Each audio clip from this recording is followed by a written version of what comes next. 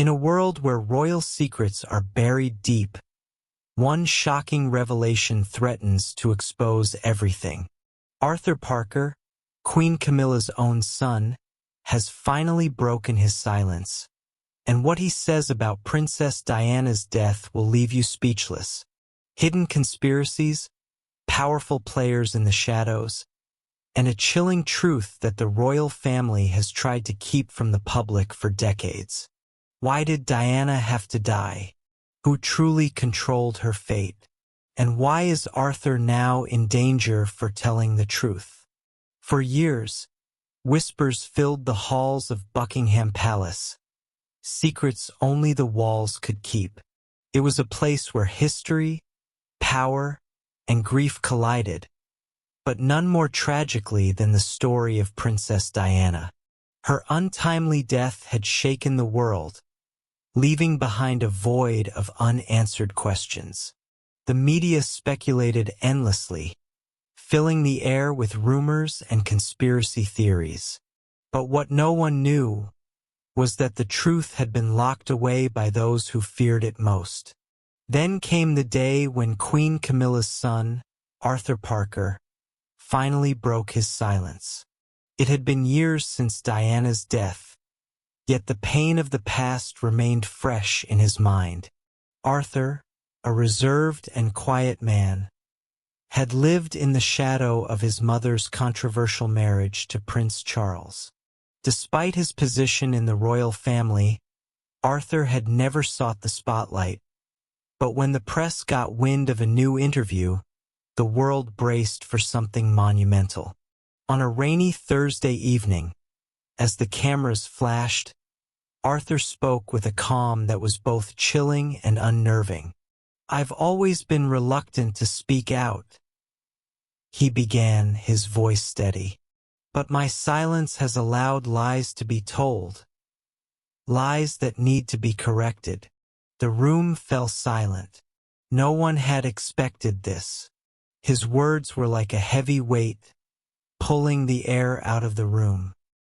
He paused, eyes narrowing, as he looked around at the reporters, who were hanging on every word. "My mother, Camilla," he said slowly, "never wanted Diana to marry my father." He let that sink in, and the reporters shifted uneasily in their seats, sensing something far darker was coming. Arthur leaned forward, his gaze piercing.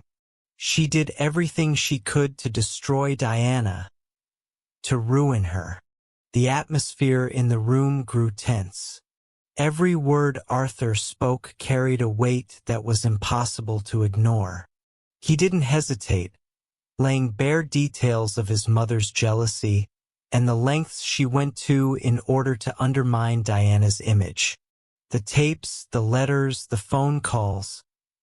She was obsessed. She couldn't bear the thought of Diana being loved by the public or adored by my father. Camilla had her own plans. As Arthur spoke, the room was engulfed in a sense of unease. His revelations, shocking and unexpected, felt like the first gust of a storm, one that promised to rip through the carefully constructed narrative of the royal family. But he wasn't finished. The worst was yet to come. "My mother wasn't the only one who wanted Diana out of the picture," he continued, his voice barely above a whisper. The reporters leaned forward, straining to catch every word. There were others, powerful people, people who knew that Diana's presence threatened everything they had built. And that's when things started to get really dark. Arthur's words sent a ripple through the room, each syllable digging deeper into the conspiracy that had been whispered about for decades. The world had thought they knew the story, but Arthur's silence had kept the darkest secrets hidden. Until now, Arthur's gaze grew colder as the words slipped from his lips, and he leaned even further forward, making sure each journalist could hear him clearly. People who were willing to do anything to make sure Diana was removed from the picture. It wasn't just my mother. There were figures in high places, people with too much power and too many secrets to let one woman's truth get in the way. The room was dead silent now. Not even the rustling of papers could be heard. Arthur took a deep breath before continuing, each word laden with an unbearable heaviness. They thought they could control her. They thought she was a threat to their carefully orchestrated world. He paused, looking directly at the cameras. But she wasn't. Diana was a pawn just like the rest of us. She wasn't just fighting against my mother. She was fighting against something much bigger. Forces that most of us will never even begin to understand.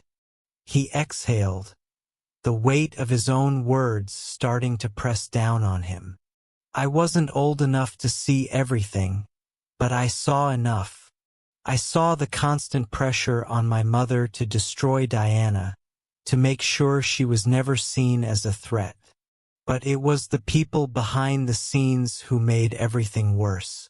I knew my mother was involved, but I didn't realize how far the strings were being pulled until it was too late. Arthur's voice began to waver as he recalled the events from his childhood, his expression tightening as memories he had long buried surfaced. There were things I overheard late at night, whispers between my mother and the others. I was just a boy, but even then, I knew something wasn't right. They didn't care about family, about love, about any of that. It was all about power.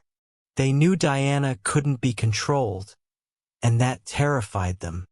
A chill ran through the room as Arthur's words became more deliberate, his voice now thick with emotion. And then came the accident, the one that took Diana from us. The world thought it was just an unfortunate tragedy, but I've never believed that. I've heard enough, seen enough to know that the wheels had already been set in motion long before that night. Diana was pushed to the edge, and when she was no longer a useful pawn, when she became too much of a liability, that's when they decided it was time to silence her. There was a long, pregnant pause, the weight of what Arthur had just revealed hanging in the air. The journalists were too stunned to speak, their pens frozen mid-scribble.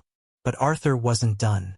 My mother wasn't just acting on her own, he added, his voice dark and foreboding.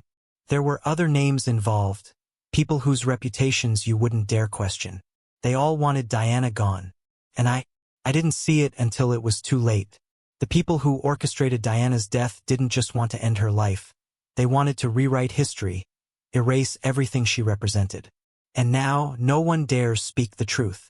The realization dawned on those gathered in the room. This wasn't just a royal scandal, it was a far-reaching conspiracy. There were powerful figures behind the scenes, pulling strings, and now they were being exposed. And Arthur, the son of the woman many had accused of driving the wedge between Diana and the royal family, was standing at the center of it all, ready to reveal the darkest of secrets. As the tension in the room thickened, a slow dread began to creep over everyone present. Arthur's words had planted a seed, one that would grow into something far more terrifying than they could ever have imagined. The question was no longer whether there were people who had conspired to kill Diana. The question now was who, exactly, were the other players in this high-stakes game of deception. And why had Arthur waited so long to speak? The cameras clicked and whirred in an eerie symphony as the world held its breath, waiting for the next shocking revelation. But just as it seemed Arthur might reveal more, he stopped. He leaned back in his chair, his expression unreadable. The room, filled with stunned silence, waited for him to continue, but he said nothing. His lips remained pressed together, his eyes narrowed. The reporters exchanged nervous glances, sensing that something far darker was lurking just beneath the surface, something far more sinister than they could have ever anticipated. The air in the room seemed to thicken, every second stretching out longer than the last. The reporters waited, breathless, eyes fixed on Arthur, as though he were about to unravel the final thread that would expose everything. But he remained silent, his face a mask of contemplation. The tension was unbearable. The cameras continued to click sporadically, but the sound seemed distant now, muffled by the sense of impending doom that loomed over the room. Arthur's silence was louder than any statement he could have made. Finally, after what seemed like an eternity, he spoke again. His voice was softer now, but the weight of it cut through the silence like a sharp blade. The people behind Diana's death, he began slowly, his gaze steady and cold, are not who you think they are. A murmur rippled through the room, but Arthur raised a hand, silencing them before they could speak. There's one name no one has ever dared to mention, he said, his voice dropping to a whisper. A name that was kept hidden, even from my mother. But that name. He paused for effect, his eyes scanning the room. That name is the key. A ripple of confusion passed through the reporters, but they hung on, every single one of them now hooked on his every word. It's easy to point fingers at my mother, to blame her for everything, Arthur continued. But she wasn't the mastermind. She was just a player. A pawn just like Diana was. His lips curled into a tight smile, almost as though he were savoring the moment, the shock on the faces of those around him. No, the real architect of Diana's demise was someone much more insidious. Someone who was never supposed to be involved, who hid in the shadows and worked their magic from behind the scenes. Someone who had been manipulating events for decades. The room was paralyzed with anticipation. The reporters leaned forward, eager for more, but Arthur did not immediately give it to them. Instead, he seemed lost in thought for a moment, as though deciding how far he was willing to go. Then, with chilling calmness, he finally said the name. Lord Waltham. The name hung in the air like a poisonous fog. There was no immediate reaction from the room, just stunned silence. But Arthur could see the realization dawning in their eyes. He knew that those who had truly been paying attention would understand. Lord Waltham was a figure who had long operated in the shadows of British aristocracy. A name whispered about only behind closed doors. Few knew of his existence, fewer still understood the power he wielded. He wasn't a politician, nor was he a member of the royal family. He was something far more dangerous. A master manipulator with ties so deep that even the highest echelons of power were his puppets. Arthur's eyes narrowed. His lips pressed tightly together as he continued. Lord Waltham didn't just want Diana out of the way. He wanted to control the entire narrative of the royal family. He knew that Diana's influence was too great. She was loved by the people, revered by the masses, and that kind of love, true love, was dangerous to him. It threatened the delicate balance of power that he had spent decades cultivating. The reporters exchanged glances, their pens now furiously scribbling, trying to make sense of what Arthur had just revealed. Lord Waltham, an almost mythical figure, now had a name, and with that name came a web of connections that were far more sinister than anyone could have anticipated. Arthur's tone grew darker, more ominous. Lord Waltham's involvement in Diana's death wasn't just about power. It was about control over the monarchy, control over the media, control over the very image of the British royal family.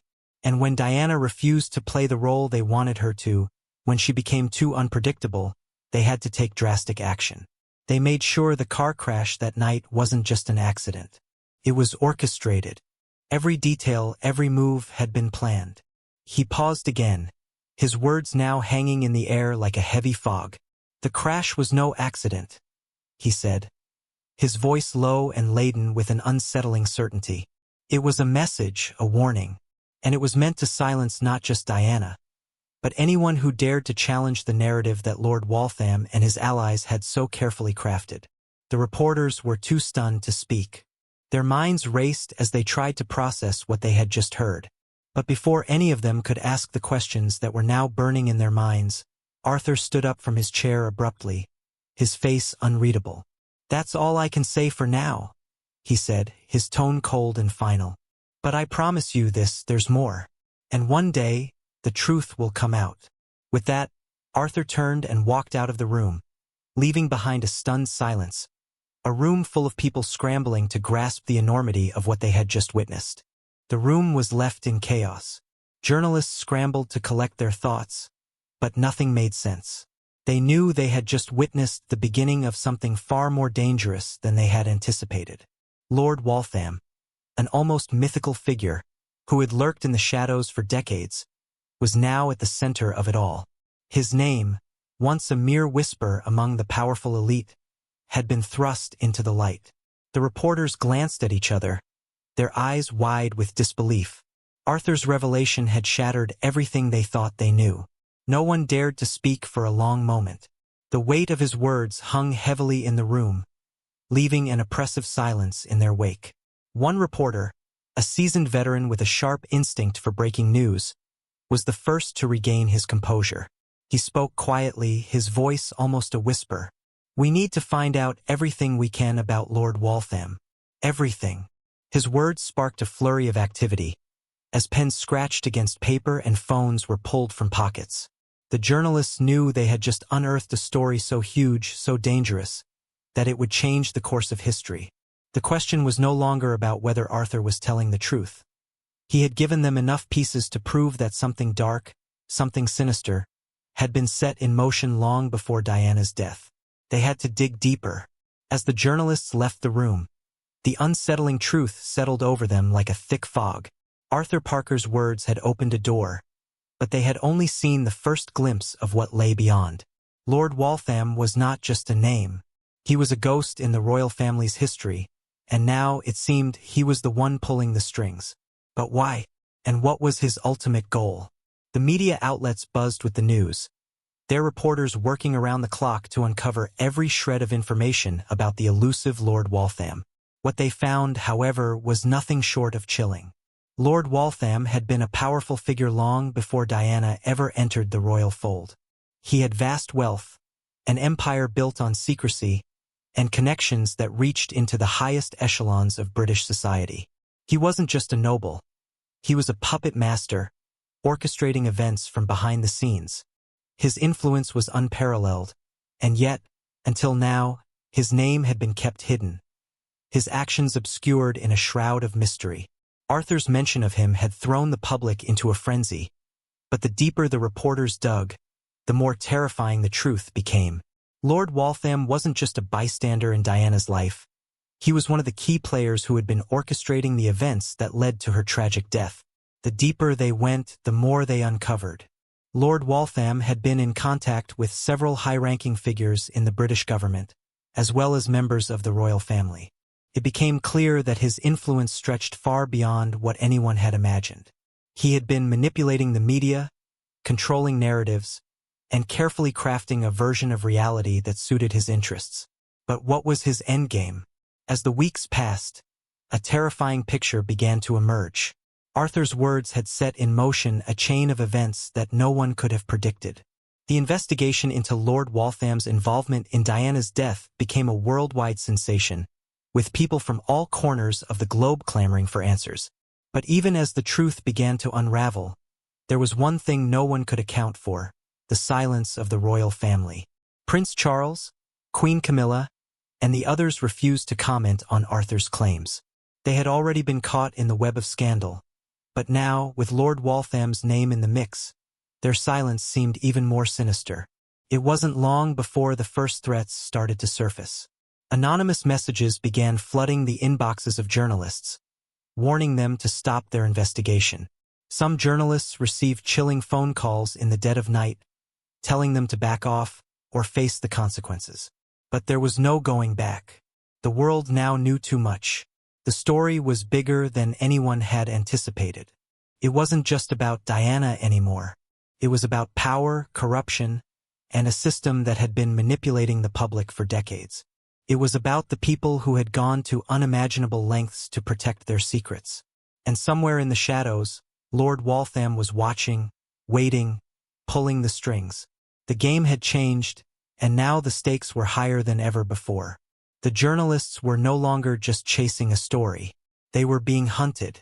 As the investigation into Lord Waltham deepened, whispers of his true power began to surface. He had been in control of more than just the royal family's narrative. He had ties to criminal organizations, secret societies, and covert operations that spanned the globe. And now, Arthur Parker's decision to speak had cracked open a door that no one could close. The truth was out there, and it was far darker than anyone could have imagined.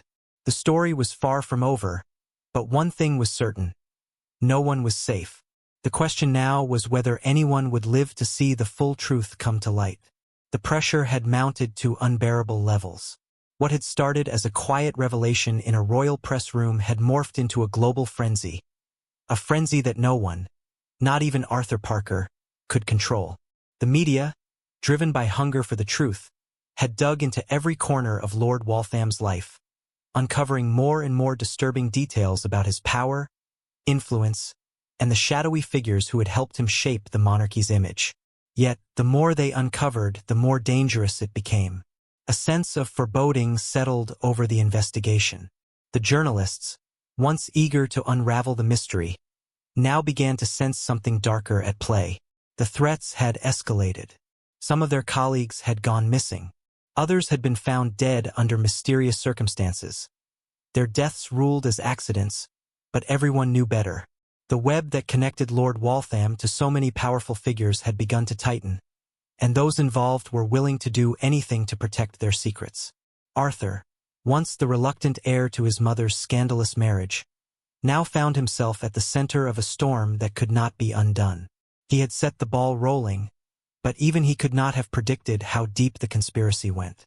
What had started as an act of defiance against his mother's role in Diana's death had become a personal quest for vengeance, against those who had silenced Diana, and against those who would stop at nothing to protect their empire of lies.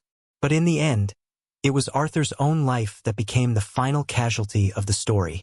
The walls closed in around him, and the pressure from all sides became too great. One cold night, as he was preparing to meet with his final group of journalists to expose everything, he disappeared. His apartment was found empty, his belongings left behind, as though he had vanished into thin air. Rumors swirled. Some said he had been taken by the same powerful figures who had orchestrated Diana's death, that he had paid the price for revealing the truth. Others whispered that Lord Waltham himself had finally silenced Arthur, shut down the one person who could bring his entire world crashing down. But no one knew for sure. Arthur's disappearance marked the end of the investigation. The media, once so relentless in their pursuit of the truth, pulled back. The whispers about Lord Waltham grew quieter, and the world moved on, unaware that the final, terrifying chapter